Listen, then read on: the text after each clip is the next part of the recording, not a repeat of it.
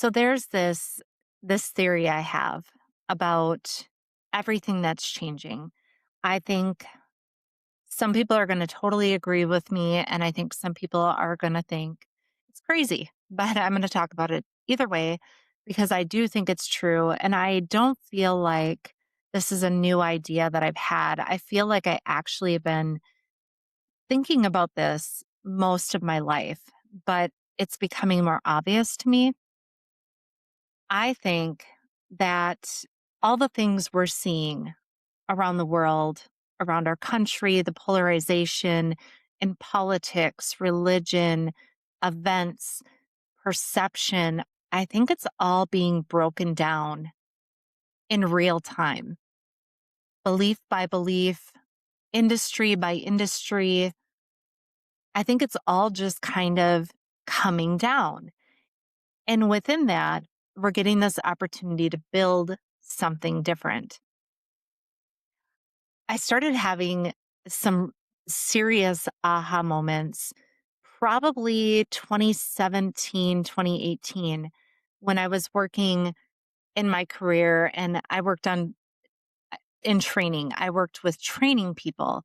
And what I started to realize is that we had this generation of millennials coming in.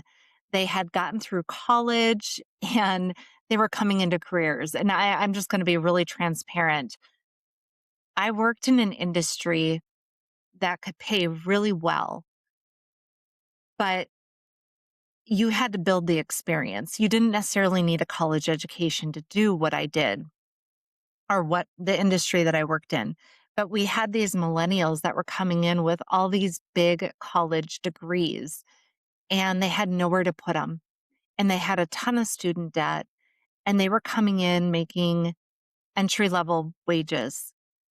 Myself not being college educated actually highly surpassed them in wages. And I started to really feel like this is something, right? We have all these really educated people that have nowhere to use their liberal arts degree or whatever studies they had gotten a bachelor's and sometimes a master's in. And so they were coming into a career that had nothing to do with anything they just spent all this time in college on. The other thing that I saw was specifically with millennials, and I'm Gen X, but I'm right on the cusp. So I was born in 79. So you know, I'm almost a millennial. So I like to say I have both technically Gen X, but barely. I was born November of 79. But I started to see this thing where a lot of people I worked with were either, well, they mostly were Generation X. They were grinders, right? They didn't take lunch breaks. They were hardcore. They worked all the time. I did that too. I mean, there were times I was answering emails at 3 a.m. when I should have been asleep or whatever. You just do ridiculous things. Gen X they're crazy. But then we had this generation come in where they were like, I'm not doing that. I'm not going to participate at that level. Like, I want to take my lunch hour. I want to know that I have meaning and purpose in what I do. And I think it got really misconstrued. And people thought, they just didn't want to work. They weren't grateful. They didn't know how to grind, whatever it was. But while I think there's a grain of truth in everything, I didn't think that was the whole. And I think they started to usher in a different philosophy for work and a different drive towards purpose.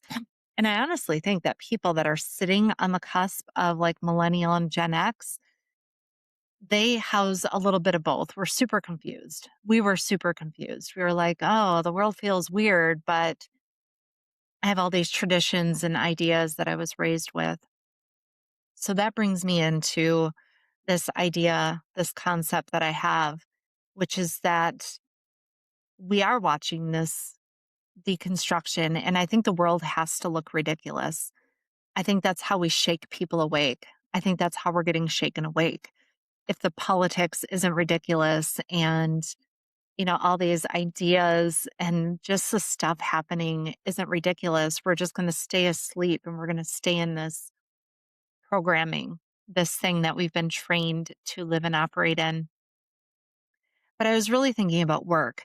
And sometimes self consciously, get a little bit uptight about how unglamorous, business coaching, even though I do a little bit more than that, how unglamorous it is to talk about, like, as you try to generate an audience and things like that. It's just not this sexy topic, but I think it actually is. And I think that I gravitate into this versus getting more into like the self development area or like life development or even therapy. I gravitate more into the business world because I can see the importance of it. So I believe very much in my soul that we've just been trained all of our lives. I think from an early age, not just by our families, but by everything, including the public education system. We were trained to get up early, go to school, take our 15-minute recesses twice a day, get our hour lunch, get the grade, raise our hand, move on the bell, complete the assignment, take the direction of somebody else, ask for permission for everything, eat our government subsidized lunches, everything. There's so much ingrained in the public education system. And I'm not even saying, like, I'm very neutral about it. I'm not saying it's bad because I think it can do a lot of good, but I do think it is a training program. And I think that training program leads us straight into corporate America. So we do all these things in school and then we buy our higher education and we accumulate this debt if we're not smart enough to get the scholarship or athletic enough to get the scholarship, or we have parents rich enough to pay for the education. And then we buy into this system of higher education, which costs a lot of money. And I'm not even saying that's good or bad, but it is. It exists. And then we graduate from that. We get the celebration and the reward and the grade and the GPA and the accolades and whatever. And then we step into corporate America. And it functions much like all the other systems. And it's still run, by something much bigger as an entity than us human individuals. So we get into that 9 to 5, we make that long commute. A lot of us worked in brick and mortar in corporate America. We work, for the 401k or the the benefits of whatever kind, the pension, the health, whatever it is. We get our 2 weeks, maybe three, maybe if you're really lucky, you get 4 weeks of PTO and you grind and you're taught you have to earn all this. You have to even earn your time off and you have to, drive and pay for your gas there and pay the tax on your gas and tax on your vehicle and tax on your paycheck. And you get into this system. I think this is what's being deconstructed. And I think because we spend the majority of our time in the workplace, this is a central point of deconstruction. And it begins with us because a lot of it is driven by fear. I'm not saying all of it. And I put that caveat in there because sometimes I get comments where, we're not talking in black and whites, we're talking in grays and nuances. But I think more people than not stay in corporate America because they feel they have to. They're afraid of losing benefits like insurance or their 401k, and they're taught that they work till 65 or 67 or whatever the retirement age is. And now I don't follow it, but they're taught to toe that line for the 401k. And then they spend their whole life doing it. They might take their 2 week trip with their family that they can afford, and they might live in the ideal American home, but they're definitely living not their own dream most of the time. Again, not all the time. And I think this is a system that's being deconstructed. And I think I am sitting in a position where I feel like I'm part of the architecture that's being built, really working with the backbone of America, which is small business. These are the mom and pop shops, the businesses that are in your neighborhood, in your backyard. They are not corporate America. They are people that grew a business, grassroots, or bought a business perhaps, but they are trudging through it with no idea how to do it. They don't have somebody working in their back pocket that's a strategist. They don't understand the complexities of people. And they're trying to run a playbook that maybe was sold to them by corporate America because that might have been what they learned in their career. This is how you lead. This is how you hire. This is how you fire. And all the while they're dealing with scarcity because, you pay half of what you make in taxes and you have your overhead and you're trying to keep people happy and people are trying to be happy and there's just these layers and layers and layers.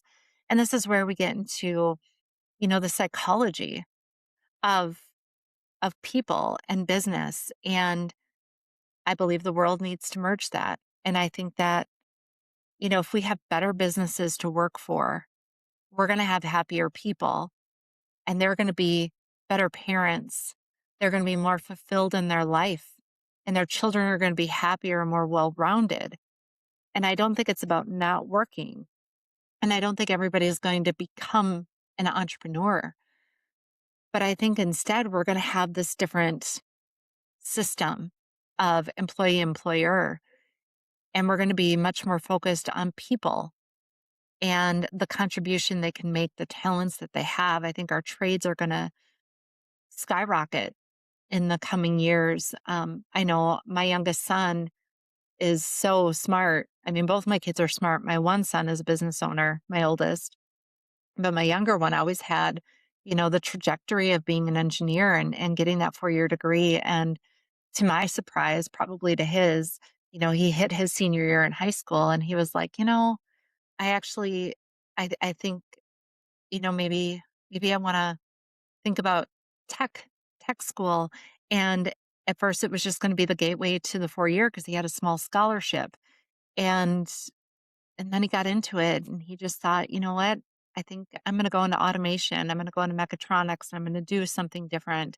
He really wants to be in aerospace, but he put his trajectory on a slightly different angle and didn't go the 4-year route. And he has friends that have, and they're very successful and they're going to do great things. But I just see there's things that are shifting and I feel like I'm just watching it from the sideline. And what's fascinating to me is that there's just so many different opinions about what this really is or like if it's good or if it's bad. And I'm kind of sitting here like it's kind of neutral to me, right? I see the value on both sides and I see, where our world does need structure and order, but I also see that progress is part of the human experience. And I just feel like we're on the cusp of another sort of revolution, right? And, we've had the industrial and different things like that. And I think, we have this whole tech revolution thing that's happening. And I'm not as well versed in that, but I think we're on the cusp of something even more. And it's going to be more human driven. And we're going to see more people consciously online. I think it's coming.